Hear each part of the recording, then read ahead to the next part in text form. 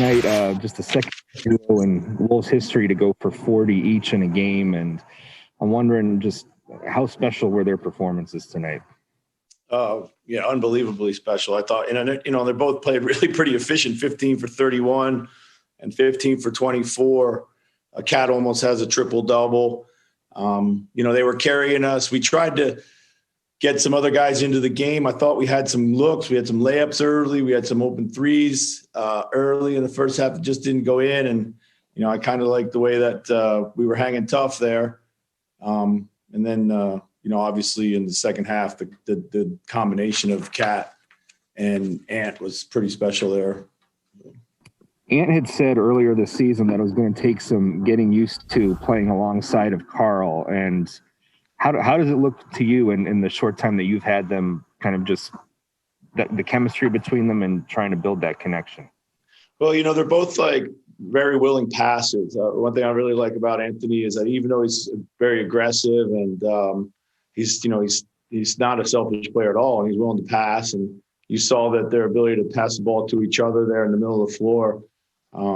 Even Cat, we talked today about, trying to allow Anthony to keep growing, and Cat was super complimentary of that. And I said to him, hey, you can't not be yourself. You still are a great player, and you got to continue to be a great player. And he's got to figure it out around you, and vice versa. Marnie, go ahead. Coach, on that last play where Juancho slipped to the basket and got that dunk in the final seconds, is that exactly how that play was drawn out? And if so, how well executed was it?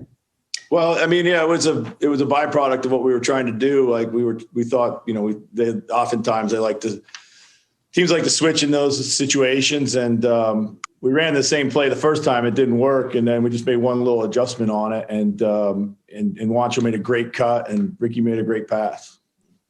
And then up 3 with 7.5 seconds left to go in the timeout. Was it an easy decision for you to foul Phoenix at that point, or did you play around with not fouling? No, we were going to foul right away. We just told our players, make sure that if you foul on the catch, and that if you're unsure about whether you should or shouldn't foul, don't foul. John, go ahead. Hey, Chris, especially in the first half, the bench had an uncharacteristically off night, or it just wasn't working. Is that when you really need your stars like Cat and Ant to just step up and say, hey, we're gonna pull us through here while you guys are figuring it out? Yeah, absolutely. Our bench has been terrific for us. And that predates me. They've been really good for the last 25, 30 games. So, but tonight we made a conscious effort to try to keep one on the floor at all times. I think there was maybe at the end of the first quarter was the only time we really had, the floor without one of them on. And tonight we certainly needed it.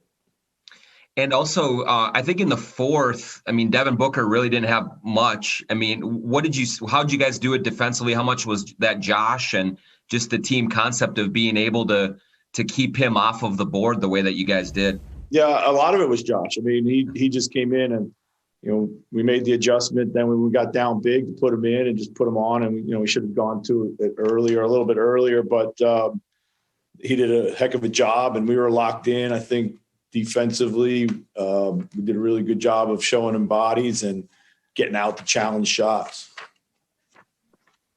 Chase, go ahead. Hey, Chris, was that kind of one of your adjustments coming out of the break to make a conscious effort to really kind of ride Ant, because he's just been playing a lot more too? Well, listen, we know that part of our approach now is, our future success starts now. And we've got to try to put these guys in position to grow into their role, what we think their ultimate role will be. We love Ant's fearlessness. He has the ability, and as we talked about, play next to Cat. They got a nice little combination going. And we're down some bodies. We're down Malik. I've not had the pleasure of coaching D'Lo yet.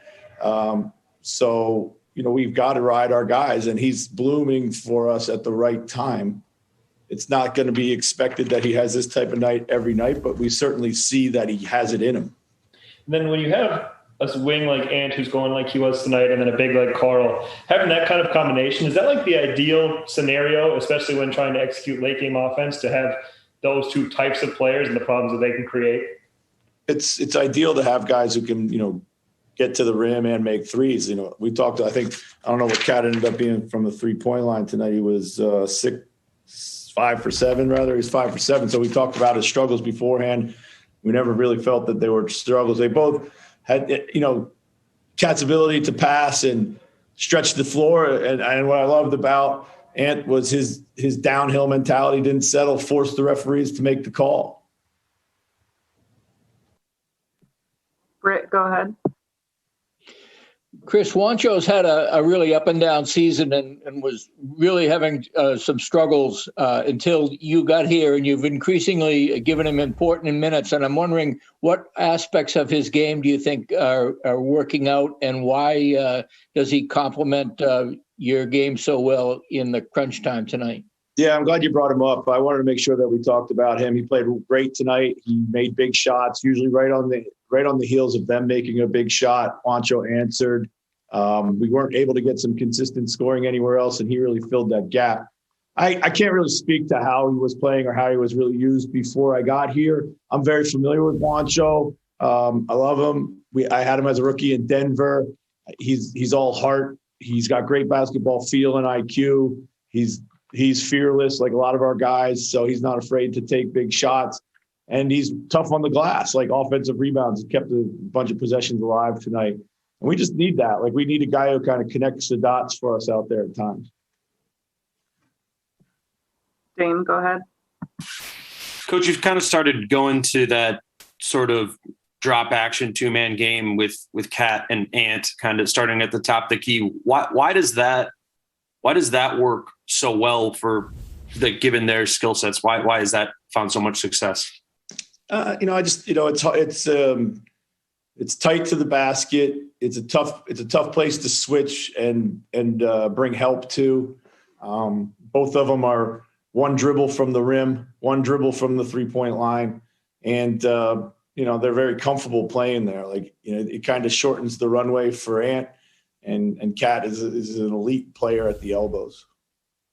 I wanted to ask too. You talked a little bit before the game about how sometimes it can just be you got to outscore them, and it felt like this game on both sides for Phoenix and for you guys that this was going to be a who outscores who type of game.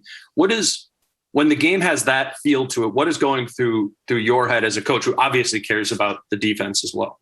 Yeah, like, I'm a defense first guy. Like, defense is what drives everything out there in basketball. And, when you don't have a great defensive foundation, you worry about whether you can keep scoring. And when you go through a small scoring drought, teams will build a run on you. That happened a little bit with our shot selection tonight, early in the third, I guess, when they built their lead. We were still playing good enough defense for the most part. It was our shot selection that was letting us down. So we had to kind of tighten that up. We'll go last question, Leo. Hey, Coach Finch. So obviously y'all are playing Phoenix again tomorrow. And so what are some of the adjustments that you feel like need to be made the most between today and tomorrow? I got to look at the tape to make those specific calls. Like, right now, I just think we got to come back out with the same approach. That's a really, really good team, full of veterans, full of guys that are maturing at the right time. And they're very well coached. So they're going to come out and throw the first punch, which is really good for us right now because, again, I love these 2-game sets. They're like playoff series. Both teams are going to make adjustments, and we'll see what they look like right out of the gate. Can the Wolves make it 2-0 with a win against the Suns tomorrow night?